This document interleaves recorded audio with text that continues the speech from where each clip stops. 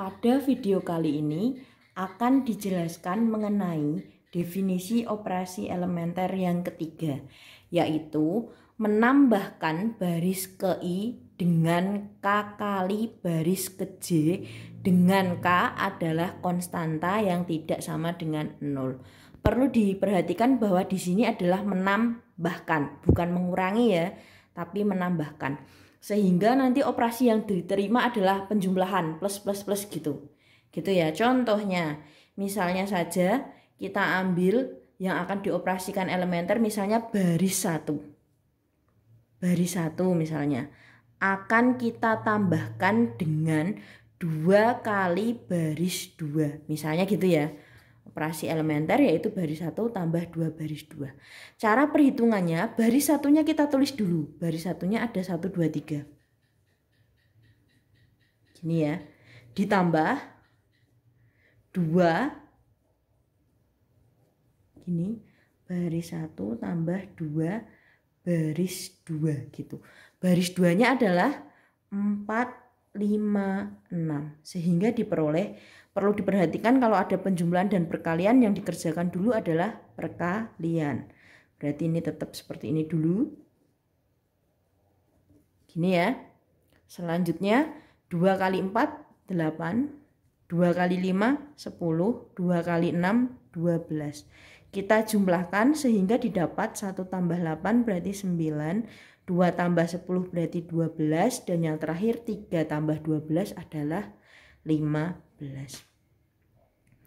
Kalau sudah seperti ini yang pertama adalah baris 1. Berarti yang diubah adalah baris 1. Sedangkan baris 2 dan baris 3-nya tetap. Baris 1 diubah dengan ini. 9, 12, dan 15. Kemudian baris 2 dan baris 3-nya tetap 4, 5, 6, 7, 8, 9. Ini operasi elementer untuk definisi yang ketiga. Pertanyaannya sekarang, ini kan cuma menambahkan ya, bagaimana kalau mengurangi gitu misalnya. Kalau mengurangi itu disiasati dengan penjumlahan negatif. Contohnya kita ambil matriks A lagi ya.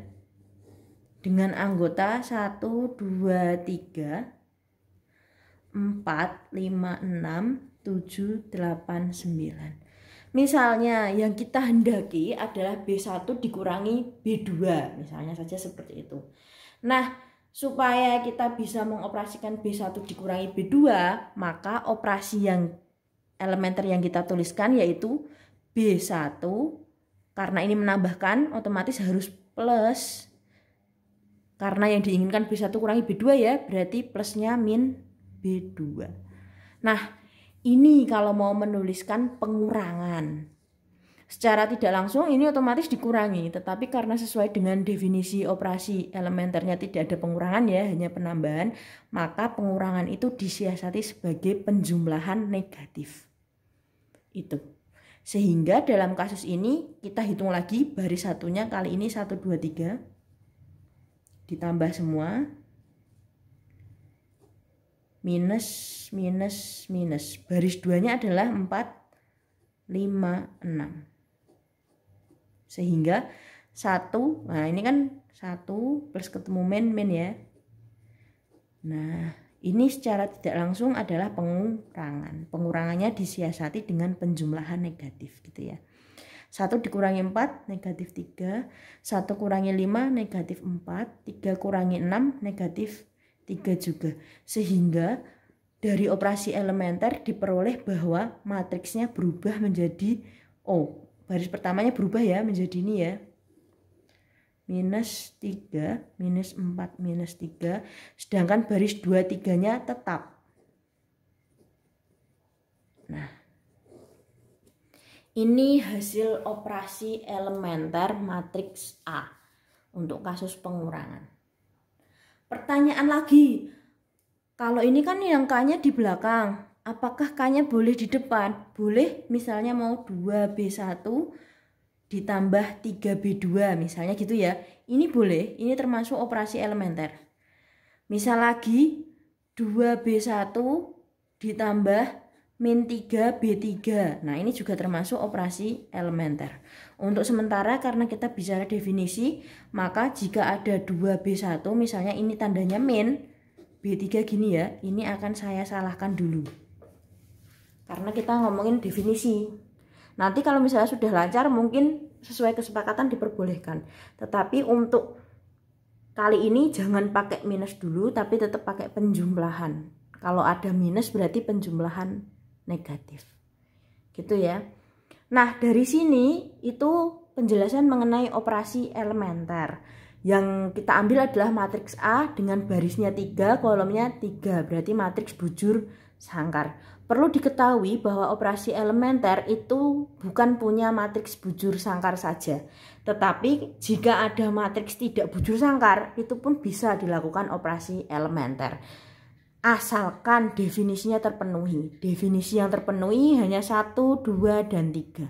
Menukar, mengalihkan baris ke J dan menambahkan baris ke I dengan K kali baris ke J, di mana lambda dan K-nya tidak boleh sama dengan 0. Itu definisi dari operasi elementer. Sekarang operasi elementer ini sebenarnya buat apa gitu ya. Nah, operasi elementer ini itu nanti akan dijadikan untuk mencari suatu metode penyelesaian masalah yang dinamakan Gauss dan Gauss-Jordan. Tetapi sebelum masuk ke sana, alangkah baiknya kita mempelajari matriks elementer lebih mendalam terlebih dahulu. Nah, itu untuk pengertian matriks elementer. Untuk materi selanjutnya nanti ada di video berikutnya. Silahkan dilihat video PPT-nya terlebih dahulu sebagai pengarahan materi video mana yang harus ditonton. Jika ada pertanyaan jangan sungkan-sungkan, silahkan tanya saja di forum ya. Selamat belajar.